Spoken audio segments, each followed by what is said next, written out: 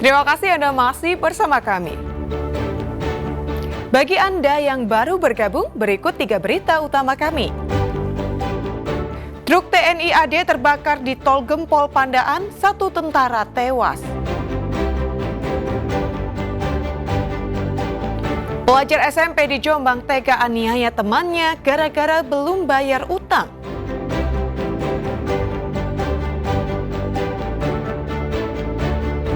Serabi lodeh, kuliner unik yang dijual waktu tengah malam di Tuban.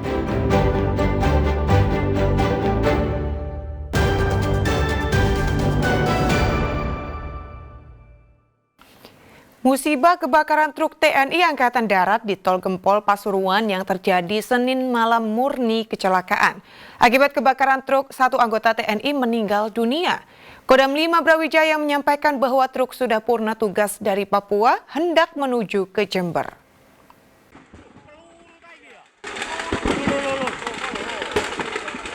Truk TNI yang mengangkut amunisi di Tol Gempol Pandaan kilometer 774 pada Senin malam terbakar.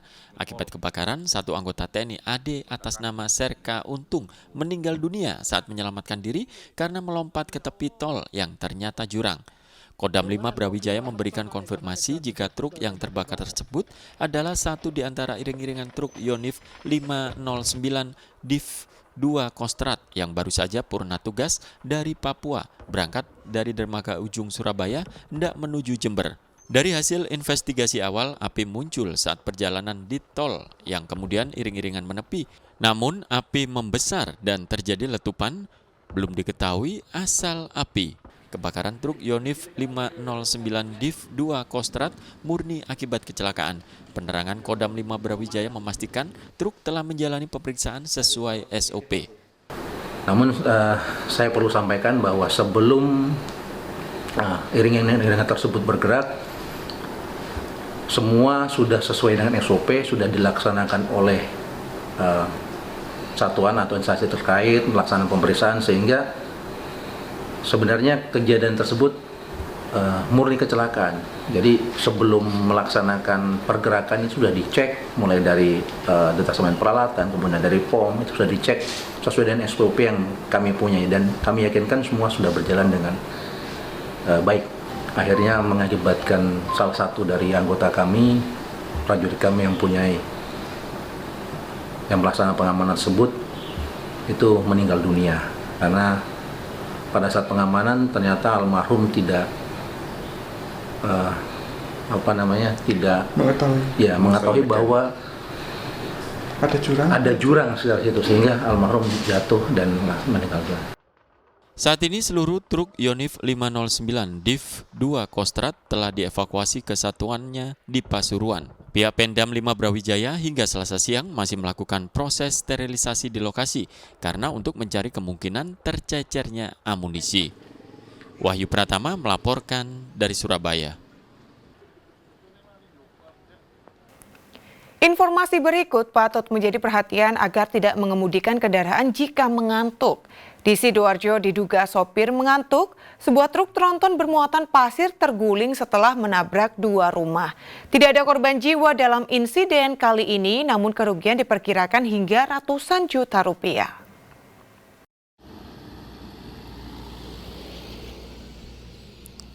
Keheningan warga desa Krembung, kecamatan Krembung, Kabupaten Sidoarjo tiba-tiba pecah. Sebuah truk tronton L5585 yang bermuatan pasir menghantam 2 rumah Selasa pagi. Suara gemuruh dan tumbukan keras mengagetkan 2 pemilik rumah yang saat itu tengah beristirahat di dalam rumahnya. Subuh, saya tadi kan tidur di rumah atas, terus tiba-tiba dengar suara menggelegar kayak gempa juga, ternyata saya langsung masuk ke toko. Ruangan sudah gelap, penuh debu, terus keluar lagi lewat samping, baru kelihatan kepala truk yang sudah ada di samping rumah saya. Yang rusak ini bagian apa, Pak? Toko, Pak. Ini toko apa, Pak? Toko vapor. Dari pengakuan sopir truk tronton kepada polisi, saat kejadian ia tengah mengantuk, sehingga saat di lokasi kejadian truk mengalami oleng dan langsung menabrak 2 rumah yang berada di sisi Jalan Raya Krembung. Berjalan dari arah timur ke barat, sewaktu di tengah oleng ke kanan dan menabrak 2 rumah warga.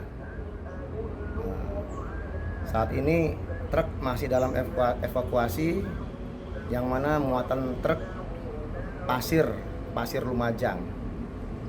Untuk korban tidak ada, cuma kerugian material saja. 2 rumah, yang satu kanopinya rusak, yang satu rumah hancur. Tidak ada korban jiwa dalam kejadian tersebut meski bodi depan truk ringsek, sopir dan kernet selamat. Truk berhasil dievakuasi menggunakan alat berat setelah muatan pasir dioper ke truk yang lain. Kini sopir dan kernet truk telah diamankan polisi untuk dimintai keterangan dan penyelidikan lebih lanjut. Zainul Fajar melaporkan dari Sidoarjo.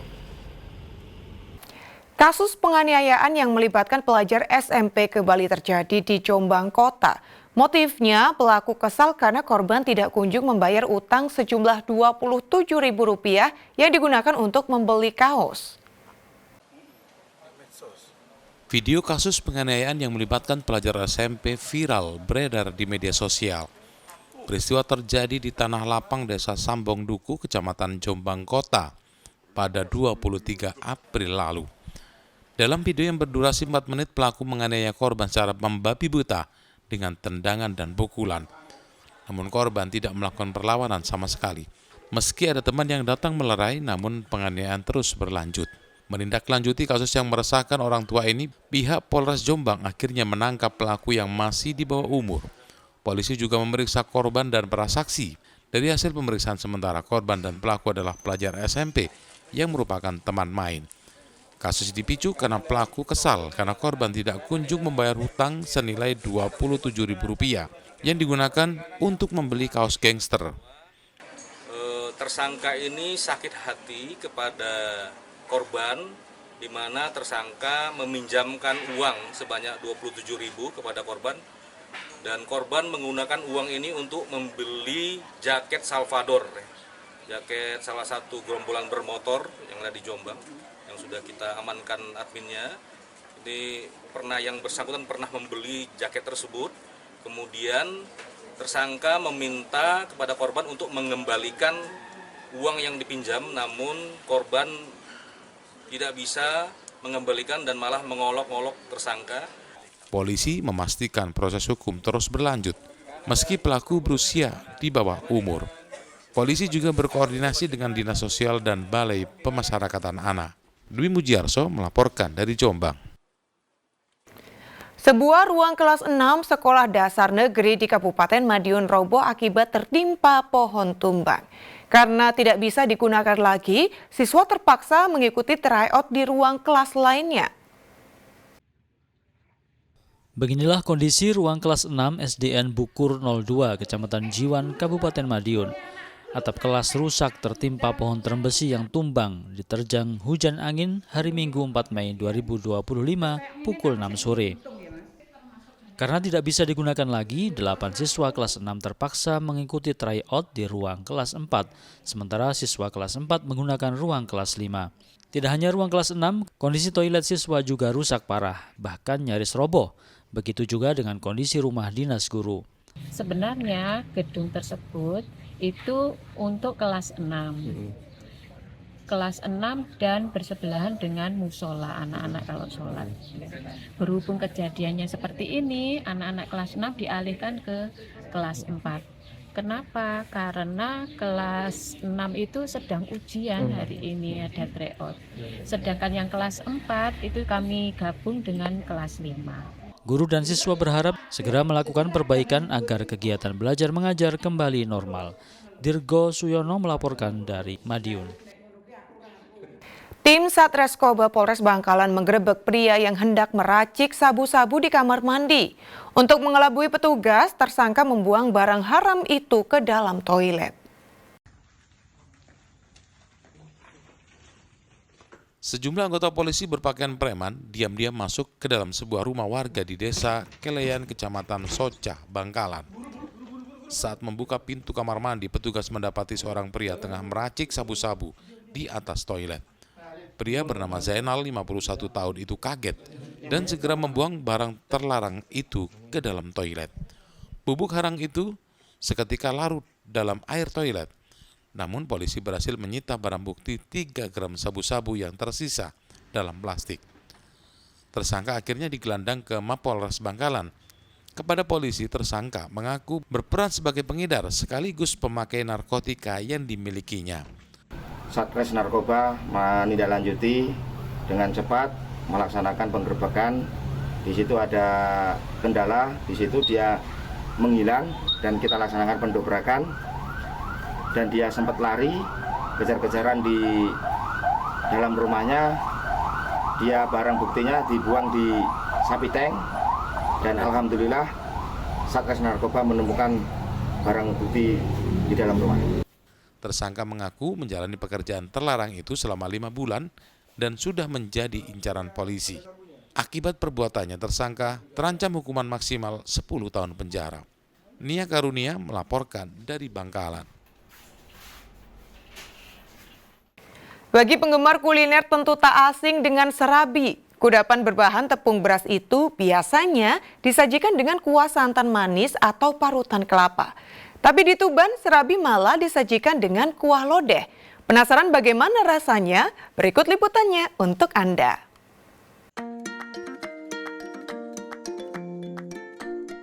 Malam beranjak larut, Sugeng 64 tahun dan istrinya Kasmah 58 tahun justru semakin giat membuat adonan serabi di rumah sederhana mereka yang sekaligus dijadikan warung.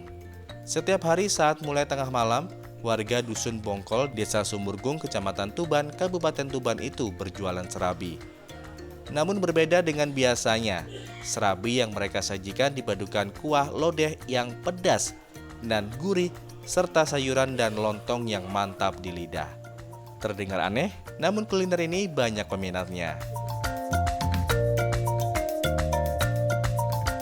Tak lama setelah warung buka pada pukul 10:30 malam, para pelanggan mulai berdatangan. Mereka bebas mengambil sendiri serabi dan menu lainnya, lalu menikmati langsung di teras rumah Sugeng. Sudah 17 tahun Sugeng menjalani usaha ini. Awalnya, warung dibuka pukul 3 dini hari, namun kini memilih jam malam karena lebih ramai pembeli.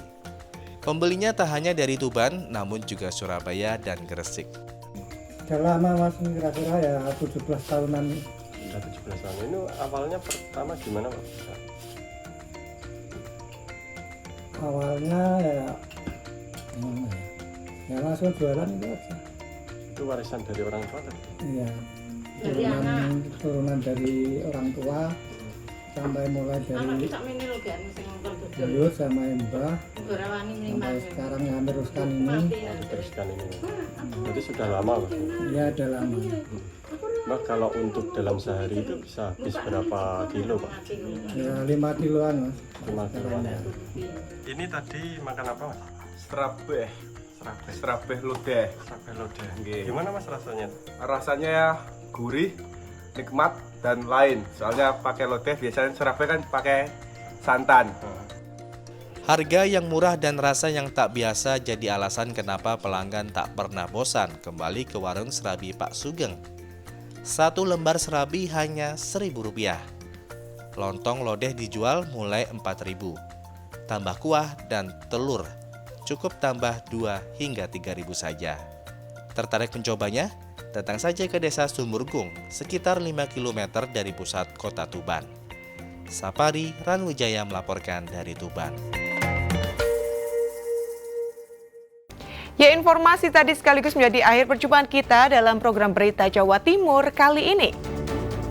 Atas nama seluruh kru yang bertugas, saya Mada Sasmita mengucapkan terima kasih atas perhatian Anda. Selamat beraktivitas dan sampai jumpa.